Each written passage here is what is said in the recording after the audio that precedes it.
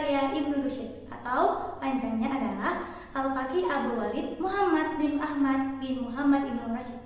Beliau merupakan sebuah filosof terkenal yang lahir di Cordova, dan buku ini berisi tentang analisa fikih dari para mujtahid.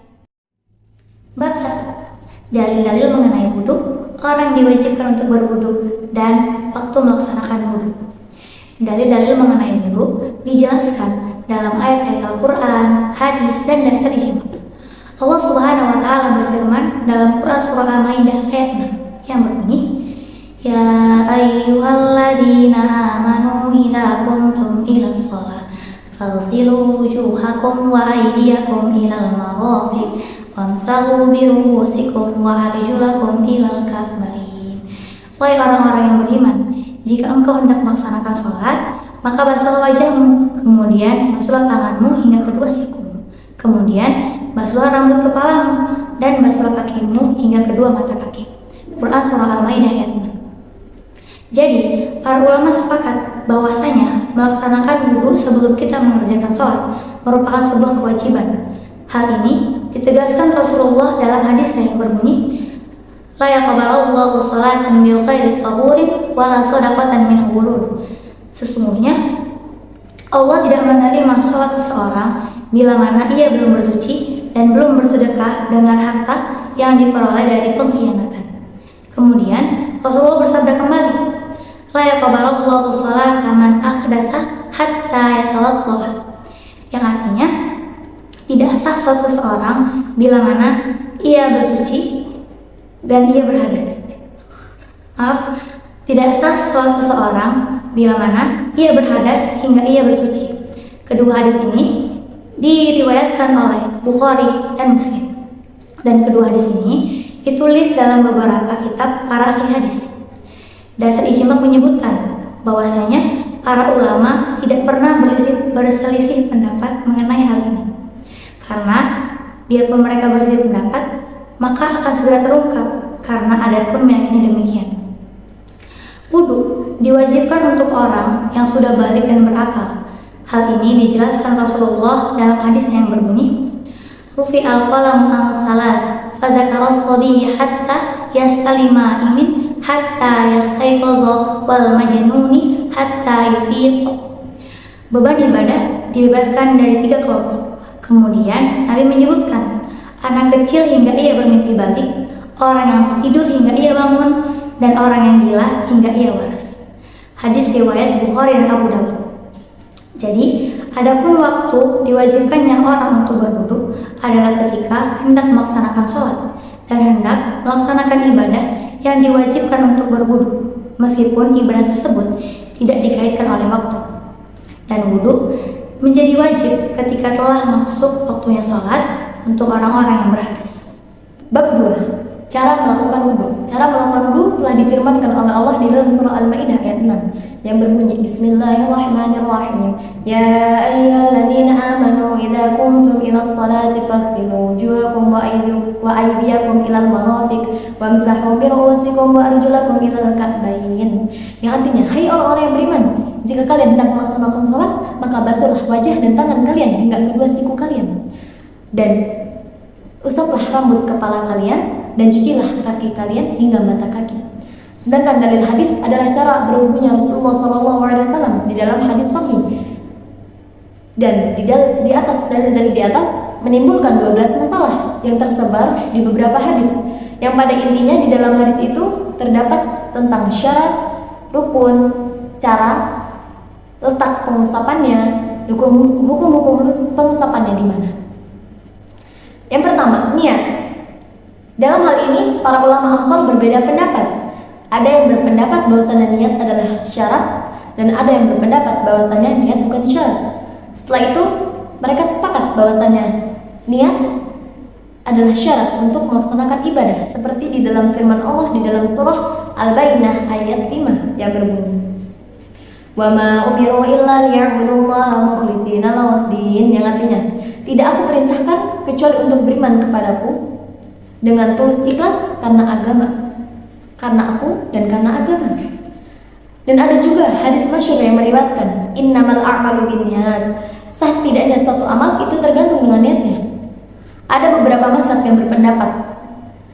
Mazhab pertama, mazhab Imam Malik, Syafi'i, Ahmad, dan Abu Daud berpendapat bahwasanya niat itu syarat. Dan mazhab Abu Hanifah dan Sauri berpendapat bahwasanya niat itu bukan syarat. Karena sebab perselisihan dan ketidakjelasan keberadaan wudhu di dalam ibadah Allah adalah ibadah yang tidak dapat dirasionalkan seperti salat atau takarub kepada Allah. Dan wudhu adalah ibadah yang dapat dirasionalkan seperti menghilangkan najis, berfungsi untuk kebersihan. Lalu para ulama sepakat bahwasanya ibadah Allah itu dianjurkan untuk berwudhu, diwajibkan. Sedangkan khairumallah adalah ibadah yang dapat dirasionalkan, itu tidak perlu wudhu. Karena perselisihan ini, karena wudhu itu sudah di dalam dua ibadah, yaitu madhah dan khairumallah. Maka di dalam ilmu fikih, di dalam buku fikih, yang ditempel adalah yang paling kuat. Yang kedua adalah hukum mencuci tangan sebelum dimasukkan ke dalam air wudhu. Para fuqaha berbeda pendapat atas hukum mencuci tangan sebelum dimasukkan ke dalam air wudhu. Ada yang berpendapat bahwasannya itu adalah hal mutlak, secara mutlak, sunnah secara mutlak. Ini diriwayatkan oleh Imam Malik dan Imam Syafi'i. Lalu ada juga yang meriwayatkan bahwasannya hal ini dianjurkan, yaitu mustahab bagi orang yang ragu akan kesucian tangannya. Ini diriwayatkan oleh Imam Malik yang terakhir. Dan ada juga yang meriwayatkan bahwasannya mencuci tangan itu wajib bagi orang yang baru bangun tidur saja. Ini diriwayatkan oleh Abu Daud dan para pengikutnya. Para ulama sepakat bahwasannya bangun tidur malam, bukan siang. Karena ini jadilah 4 pendapat. Ada sunnah secara mutlak, sunnah secara bagi orang yang ragu akan kesucian tangannya, dan bagi orang yang baru bangun tidur dan baru bangun tidur malam, bukan siang. Tentang membasuh muka, para ulama sepakat bahwasanya hukum membasuh muka adalah fardu. Namun mereka berbeda-beda pendapat atas batasan-batasannya. Ada 3 pendapat. Pendapat pertama, membasuh putih-putih yang di antara gudeg dan telinga. Pendapat kedua, membasuh jenggot yang panjang. Dan pendapat ketiga, menyela-nyela jenggot. Namun ada pendapat yang masyhur dari mazhab Imam Maliki bahwasanya putih-putih yang di antara gudeg dan telinga itu bukanlah bagian dari wajah. Dan ada pembahasan khusus dari mazhab Imam Maliki untuk orang yang tidak berjenggot dan tidak berkumis dengan orang yang berjenggot. Beda halnya dengan Abu Hanifah dan Imam Syafi'i. Mereka mewajibkan untuk membasuh putih-putih di antara gudeg dan telinga karena itu adalah bagian dari wajah. Dan orang yang berjenggot, Imam Maliki mewajibkan untuk meratakan air di jenggotnya. Sementara Abu Hanifah dan Imam Syafi'i tidak mewajibkan akan hal itu. Tentang menyela-nyela jenggot, Imam Maliki, Abu Hanifah dan Imam Syafi'i tidak mewajibkan untuk menyela-nyela jenggot.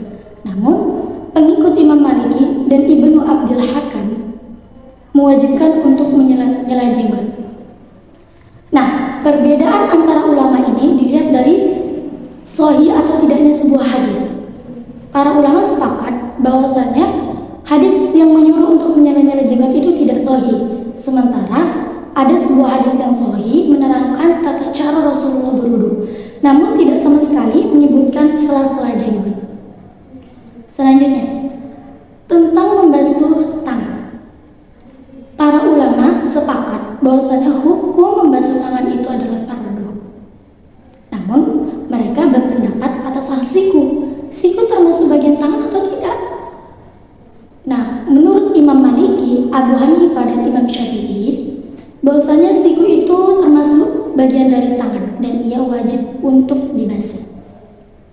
Sementara ulama yang zahir dan pengikut terakhir Imam Maliki dan Imam Tabari berpendapat bahwasanya siku bukanlah bagian dari tangan dan ia tidak wajib untuk dibasuh. Nah, perbedaan pendapat antara ulama ini dikarenakan kata ila. Ila ini bisa berarti 2, beserta atau sampai. Sementara kata ala ini bisa berarti 3, telapak tangan dengan siku, telapak tangan, siku, dan lengan. Nah, ulama yang berpendapat bahwasanya kata ila ini artinya beserta dan alyad ini artinya telapak tangan, siku, dan lengan, mereka menganjurkan untuk membasuh siku. Bahwasanya siku itu termasuk bagian dari tangan dan ia wajib untuk dibasuh.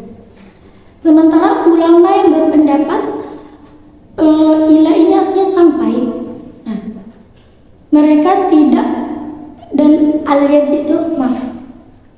alyad itu artinya telapak tangan dengan siku. Mereka berpendapat bahwasanya siku itu tidak wajib untuk dibasuh karena ia bukanlah bagian dari tangan.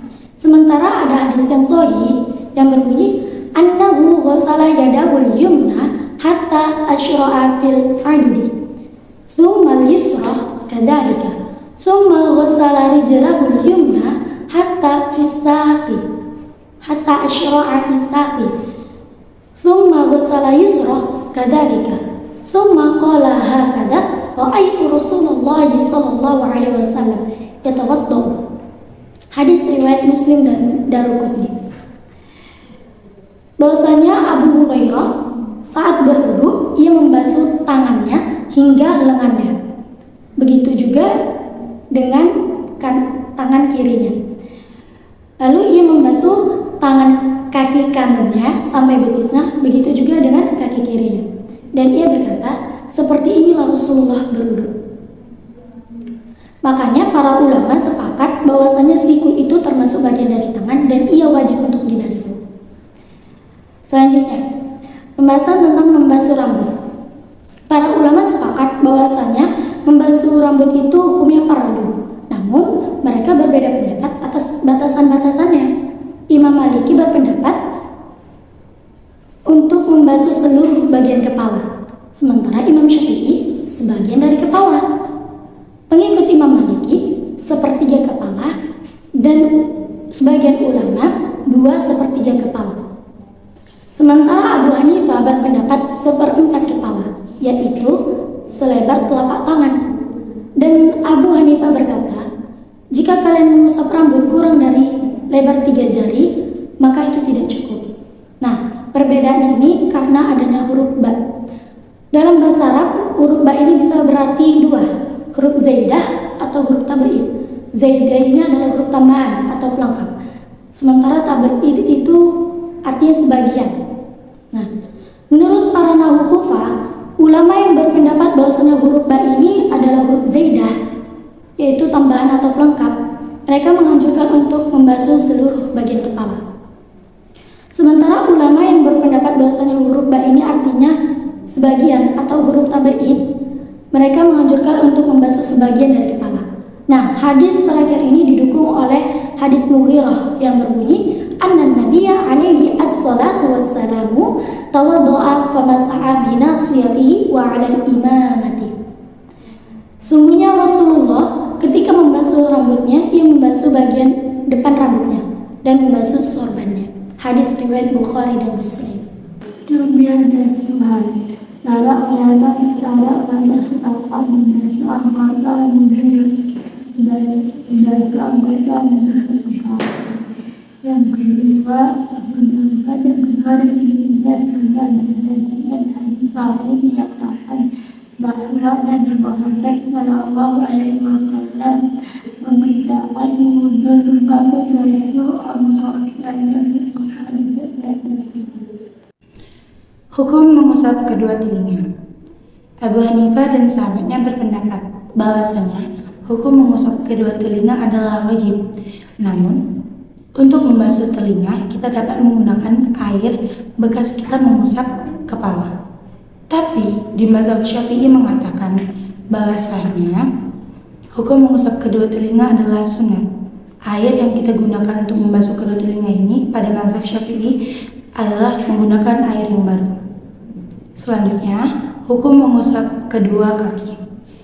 Para ulama sepakat bahwasanya mengusap kedua kaki termaksud anggota bagian wudhu. Namun pada lafaz wa arjulakum, lam dibaca fathah, ini ditunjukkan kepada anggota yang dibasuh. Sedangkan pada lafaz wa arjulikum, lam dibaca kasroh ditunjukkan kepada anggota yang disapu. Namun keduanya mendapatkan kedudukan yang sama. Begitulah pada pendapat ulama. Kebolehan mengusap dua sepatu. Dalam hal ini ada 3 pendapat. Pertama, menurut pendapat para ulama, jumhur dan mayoritas fuqaha Hamsah, boleh mengusap khuf secara mutlak. Kedua, boleh mengusap jika dalam perjalanan, tidak boleh dalam keadaan mukim atau berada di kediaman. Ketiga, pendapat ini yang paling ekstrem, yaitu tidak boleh secara mutlak.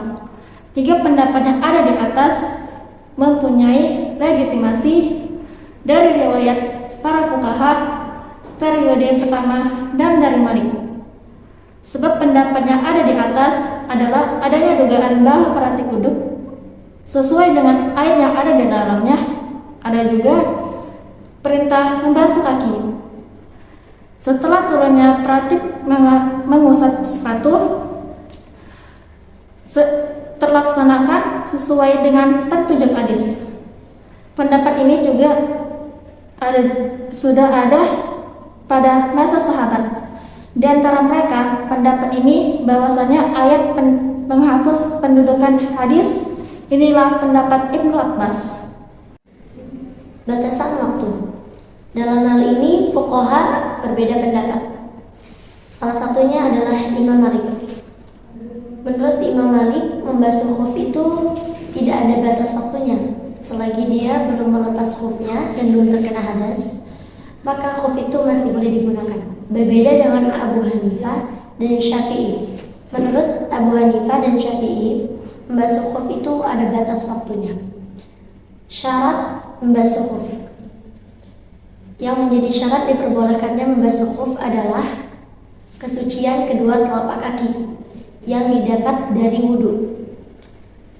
Para ulama sepakat dalam hal ini, kecuali Ibnu Qasim dalam kitab Al-Muntakhaf dari Malik. Syarat suci ini menjadi pegangan para ulama berdasarkan hadis dari Mughirah dan hadis-hadis lain.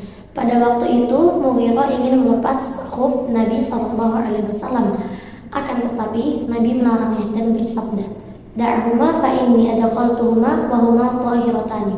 Biarkan saja khuf itu, karena sesungguhnya sebelum aku memakainya, kedua kakiku dalam keadaan suci. Batalnya taharah dalam khuf. Fuqaha sepakat dalam hal ini bahwa hal-hal yang membatalkan khuf adalah sama dengan hal-hal yang membatalkan